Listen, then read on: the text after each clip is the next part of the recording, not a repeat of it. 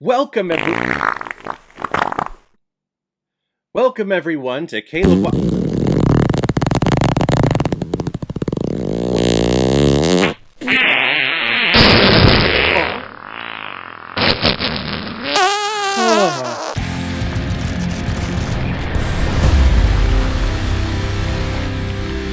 Swiss Army Man, or as it's better known in the independent circuit, the Farting Corpse movie, released in 2016, and is directed by Daniel Scheinert and Daniel Kwan, who are also behind such films like The Death of Dick Long, and soon a film called Everything Everywhere All at Once. And this film is starring Paul Dano and Daniel Radcliffe.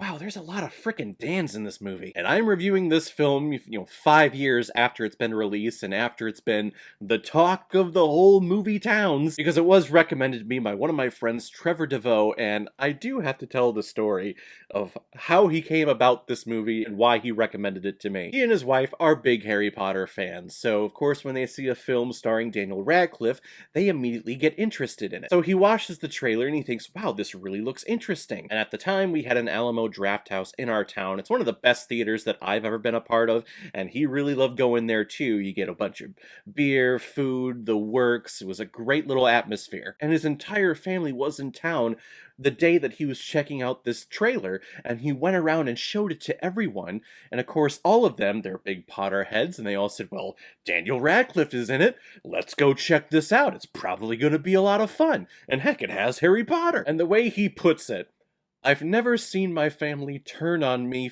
faster than when they did watching this movie. And of course, when he told me this, I knew from the independent circuits like the year before that this movie, people were walking out of it in screenings, people were calling it crude and horrendous, it was terrible. So knowing that his entire family went to go to this movie thinking like, oh, it's Daniel Radcliffe, it's going to be another fantasy adventure film, is hilarious to me. I'm sorry that you put yourself, Trevor, and your entire family through watching this movie, not getting what you expected. However, I've only watched this movie one time before this, and I was with you the very first time. I was like, this movie is pretty freaking weird, and I don't get it. This is an absurdist tale, and I don't like absurdity, at least when it comes to genre, whatever, I don't like this. But watching it this time, I'm finding so many more layered things in here.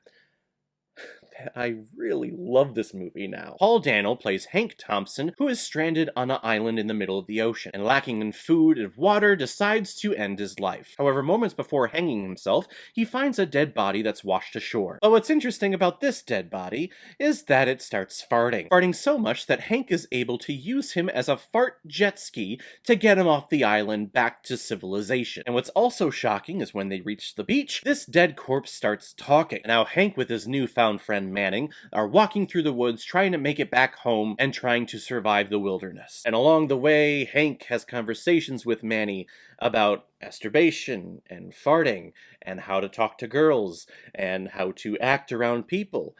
And I didn't catch it the first time because I think I was just so appalled by what was going on, or at least confused as to what was going on, that I didn't pick up on, hey, this Manny character, played by Daniel Radcliffe, this dead body, represents a dead part of Hank, that represents a dead part of himself. I think that's the only way that you can go about watching this film, is realizing that this is one big giant metaphor. This is one big fantasy that is all taking place in Hank's head. That's how I'm interpreting it. You're absolutely open and welcome to interpret it the way that you want to, if you believe that everything is happening for real in this movie. But I think for my enjoyment, I take this all at face value and realize that this is all just happening in this character's head. And when you do that, I think you realize that this is an absurdist, crude, coming-of-age film. So original that I can't help but frickin' love this thing. And I almost feel bad in loving this movie. I feel like it was a popular thing at the time in 2016 and when it was making the indie rounds in 2015 to hate on this thing, to say, oh, it's a farting corpse, and that's all it does is just fart, and they talk about masturbation and sex, and it's just a crude boy's imagination, and it's crude, and it's terrible, and this thing is a piece of shit. And if you believe that, that's totally fine. I'm not telling you that you're wrong. Just on multiple viewings, I'm realizing that there's so much layered information and character development in this film that I can't help but love the storytelling method of this coming of age tale of this character Hank. We've seen coming of age tales before, but here they're like, let's use the metaphor of farts in this coming of age tale. And our character Hank later comes out saying that he's afraid to fart in front of people. And there's this side of him that's scared to take risks and scared to talk to people, and he's underdeveloped sexually and he's socially awkward, all stemming from the fact that he is afraid to fart in public and afraid to fart in front of people. And I guess that sounds very childish and, for lack of a better word, stupid. But the way that this film is edited and the way that you get sucked into this character, and hell, even into this dead character, Manny, I can't help be enthralled by this thing. The basic concept of a coming-of-age tale is nothing new, but the way that this movie goes about telling it is so original that I can't help but think this is tremendous. How freaking brilliant is this? Not to mention the score of this movie is awe-inspiring. It is out of this world. Andy Hall and Robert McDowell, I have to shout them out for their score, for their music for this film. It's amazing. I forgot how incredible it was after watching it for the first time. I'm going to download the soundtrack tonight. I want to keep listening to these songs. I've had Popcorn, the song Popcorn, stuck in my head ever since watching this thing. The music is not just a score that this movie is using to generate tone and generate the style, but it's also being generated and created by Paul Dano's character. Whether it's just little hums that he has in his head and he's walking along, or little things that he's saying, but you can tell that the music that you're hearing in this film is coming from this character. Because I guess when I was a kid and teenager, and hell, even now, when I say certain things and I'm kind of just working on something or I'm walking along, I make up little tunes in my head to help me kind of get from point A to point B, and that's exactly what is happening in this movie. Our character is creating the music. And I love freaking seeing that. God damn it, I love this movie. Again, I hate that I love this movie. But, I mean, I'm a huge South Park fan, and they use farts and crude humor to get across very powerful messages that the entire world should hear. So, I guess if I'm a fan of that, what's so different about this movie? It's shot better, I guess. In the beginning of this film, I'll be honest, I found Paul Dano and Daniel Radcliffe's performances to be annoying. Maybe it was the material they were presenting, just the overabundant farting, I don't know, but again, as you get to know these characters, and you see these performances unfold, and you see the layers and the emotions that they're emoting on screen, I can't help but just think that their performances are fantastic. This movie was never destined to do financially well. It was never destined to win any like major awards from esteemed awards categories, but I think the intention of how to present this story in an original way, that's the definition of art. You take an extension of yourself, of your brain, however you tell stories, and you put it out there for people to see. And not everyone's going to like it. That's totally fine. Some people are going to find it very inspiring, and I guess sadly I'm one of those people. I find this movie very inspiring.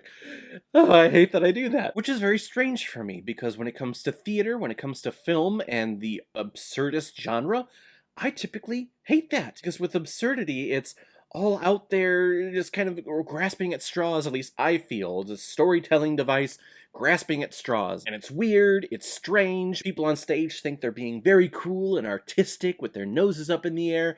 Again, that's my opinion, but here the absurdity just frickin' works. This film is original. This is a tremendous original tale of a coming-of-age story.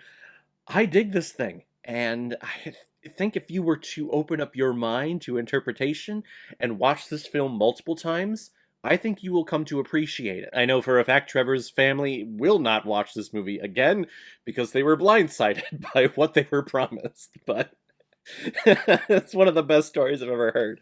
Sorry, Trevor. But to me, second viewing here, this movie is quite wonderful. I'm gonna give the Farting Corpse movie Swiss Army Man 4.5 out of 5 Blu-rays. It's good. It's good. Alright everyone, now comes my favorite part of my videos where I pick which movie I'm going to be watching next. And the next one is a PayPal donation from one of my subscribers, one of my contributors, and I enjoy every single post that she has on my channel.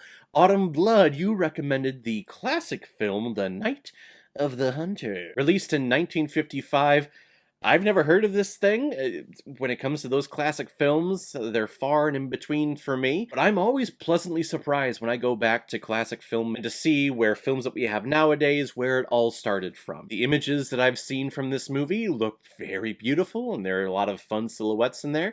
So let's check out and see what this story is all about, The Night of the Hunter. If any of you have recommendations of films that you want me to review on here, you can make a PayPal donation on the main page of my YouTube channel. Any size donation will do, just attach your movie recommendation with your donation, and if I have access to it, I will watch it, review it, give you a shout out on the channel, and get my review of it published as quickly as I possibly can. So guys, if you've seen Swiss Army Man, what did you think about it?